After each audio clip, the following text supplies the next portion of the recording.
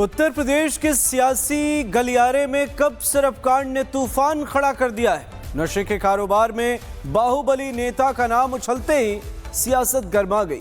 दूसरी तरफ योगी फोर्स ने आरोपियों को पकड़ने के लिए पूरी ताकत झोंक दी है। फर्जी फॉर्म, फर्जी लाइसेंस और 200 करोड़ का कोडीन कनेक्शन। वाराणसी में हुई दो बड़ी गिरफ्तारियों ने इस रैकेट के तार देश से बाहर तक जोड़ दिए। अब सवाल यह है कि आखिर कौन चला रहा था नशे का ये काला कारोबार और कब गिरेगी असली खिलाड़ियों पर कानून की गाज। पूरी रिपोर्ट, हमारी खास रिपोर्ट आपको दिखाते हैं।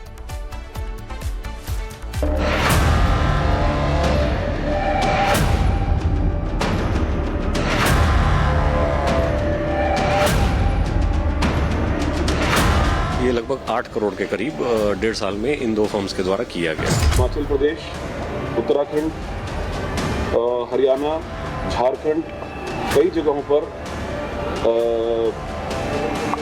कुछ लिंक्स एस्टैब्लिश हुए। यूपी के राजनीतिक गलियारों में जिस कफ सिरप कांड ने भूचाल ला दिया, जिस कफ सिरप कांड में एक बाहुबली नेता का नाम उछलने पर सियासी जंग छिड़ गई, उस कफ सिरप कांड के उलझे तारों को सुलझाने के लिए पुलिस और प्रशासन ने जांच का दायरा बढ़ा दिया है। कफ सिरप कांड से जुड़े आरोपियों को उनके गुनाह की सजा दिलाने के लिए योगी फोर्स ने पूरी ताकत लगा दी है। शुभम जायसवाल से लेकर अमित सिंह टाटा और उनके कथित गुर्गों की लिस्ट तैयार की जा रही है। कफ सिरप के नाम पर नशे का कारोबार करने वालों की कुंडली खंगाली जा रही है। तो जांच के दायरे में इस खेल में शामिल लोग फर्जी फर्म, स्टॉकिस्ट और सुपर स्टॉकिस्ट ही नहीं, बल्कि वो दवा दुकानदार भी हैं जो इस रैकेट का हिस्सा बनकर नशे के खेप की सप्लाई करने के साथ लोगों की सेहत से खिलवाड़ कर रहे थे। वाराणसी में कोडीन युक्त कफ सिरप की तस्करी के मामले में सरगना शुभम जायसवाल के 2 गुर्गों को एसआईटी ने गिरफ्तार किया है। इन गुर्गों ने जाली फर्म बनवाकर कफ सिरप की अवैध सप्लाई की थी। शुभम जायसवाल, देवेश जायसवाल और अमित जायसवाल ने फर्जी अनुभव प्रमाण पत्र बनवाए और ड्रग लाइसेंस हासिल कर लिया। इसके बाद कोडीन युक्त कफ सिरप की मेडिकल फर्मों के जरिए खरीद बिक्री कर पैसे कमाने लगे। पुलिस के मुताबिक कोडीन युक्त कफ सिरप का ये काला कारोबार 200 करोड़ से ज्यादा का हो सकता है। करीब 40 फर्जी फर्म के जरिए कारोबार होता था। उत्तर प्रदेश के सियासी गलियारे में कब सिरप कांड ने तूफान खड़ा कर दिया है। नशे के कारोबार में बाहुबली नेता का नाम उछलते ही सियासत गर्मा गई। दूसरी तरफ योगी फोर्स ने आरोपियों को पकड़ने के लिए पूरी ताकत झोंक दी है। फर्जी फॉर्म, फर्जी लाइसेंस और 200 करोड़ का कोडीन कनेक्शन। वाराणसी में हुई 2 बड़ी गिरफ्तारियों ने इस रैकेट के तार देश से बाहर तक जोड़ दिए। अब सवाल यह है कि आखिर कौन चला रहा था नशे का ये काला कारोबार और कब गिरेगी असली खिलाड़ियों पर कानून की गाज। पूरी रिपोर्ट, हमारी खास रिपोर्ट आपको दिखाते हैं।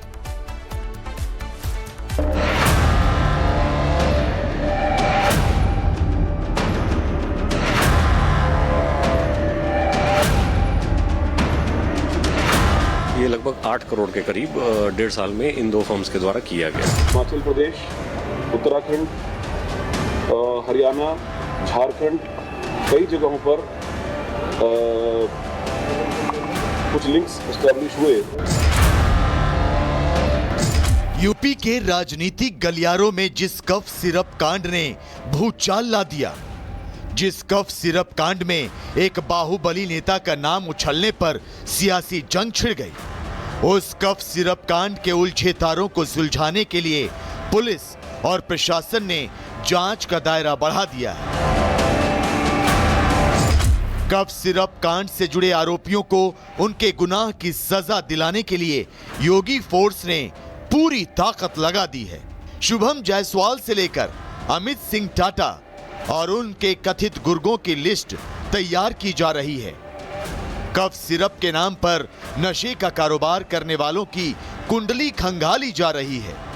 तो जांच के दायरे में इस खेल में शामिल लोग फर्जी फर्म, स्टॉकिस्ट और सुपर स्टॉकिस्ट ही नहीं, बल्कि वो दवा दुकानदार भी हैं जो इस रैकेट का हिस्सा बनकर नशे के खेप की सप्लाई करने के साथ लोगों की सेहत से खिलवाड़ कर रहे थे।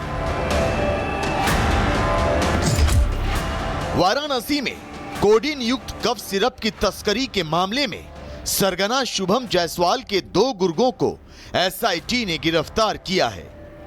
इन गुर्गों ने जाली फर्म बनवाकर कफ सिरप की अवैध सप्लाई की थी। शुभम जायसवाल, देवेश जायसवाल और अमित जायसवाल ने फर्जी अनुभव प्रमाण पत्र बनवाए और ड्रग लाइसेंस हासिल कर लिया। इसके बाद कोडीन युक्त कफ सिरप की मेडिकल फर्मों के जरिए खरीद बिक्री कर पैसे कमाने लगे। पुलिस के मुताबिक कोडीन युक्त कफ सिरप का ये काला कारोबार 200 करोड़ से ज्यादा का हो सकता है। करीब 40 फर्जी फर्म के जरिए कारोबार होता था।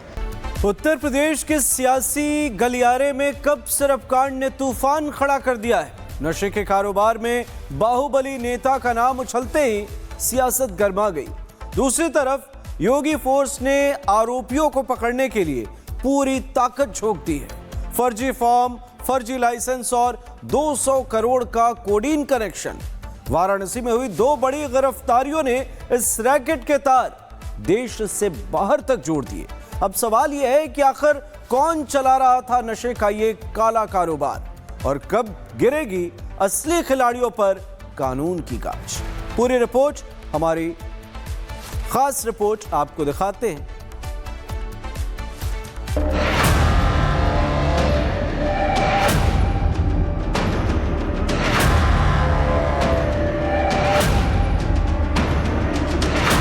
ये लगभग 8 करोड़ के करीब 1.5 साल में इन 2 फर्म्स के द्वारा किया गया। हिमाचल प्रदेश, उत्तराखंड, हरियाणा, झारखंड, कई जगहों पर कुछ लिंक्स एस्टैब्लिश हुए। यूपी के राजनीतिक गलियारों में जिस कफ सिरप कांड ने भूचाल ला दिया, जिस कफ सिरप कांड में एक बाहुबली नेता का नाम उछलने पर सियासी जंग छिड़ गई, उस कफ सिरप कांड के उलझे तारों को सुलझाने के लिए पुलिस और प्रशासन ने जांच का दायरा बढ़ा दिया है। कफ सिरप कांड से जुड़े आरोपियों को उनके गुनाह की सजा दिलाने के लिए योगी फोर्स ने पूरी ताकत लगा दी है। शुभम जायसवाल से लेकर अमित सिंह टाटा और उनके कथित गुर्गों की लिस्ट तैयार की जा रही है। कफ सिरप के नाम पर नशे का कारोबार करने वालों की कुंडली खंगाली जा रही है। तो जांच के दायरे में इस खेल में शामिल लोग फर्जी फर्म, स्टॉकिस्ट और सुपर स्टॉकिस्ट ही नहीं, बल्कि वो दवा दुकानदार भी हैं जो इस रैकेट का हिस्सा बनकर नशे के खेप की सप्लाई करने के साथ लोगों की सेहत से खिलवाड़ कर रहे थे। वाराणसी में कोडीन युक्त कफ सिरप की तस्करी के मामले में सरगना शुभम जायसवाल के 2 गुर्गों को एसआईटी ने गिरफ्तार किया है।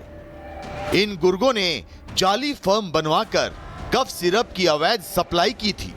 शुभम जायसवाल, देवेश जायसवाल और अमित जायसवाल ने फर्जी अनुभव प्रमाण पत्र बनवाए और ड्रग लाइसेंस हासिल कर लिया। इसके बाद कोडीन युक्त कफ सिरप की मेडिकल फर्मों के जरिए खरीद बिक्री कर पैसे कमाने लगे। पुलिस के मुताबिक कोडीन युक्त कफ सिरप का ये काला कारोबार 200 करोड़ से ज्यादा का हो सकता है। करीब 40 फर्जी फर्म के जरिए कारोबार होता था।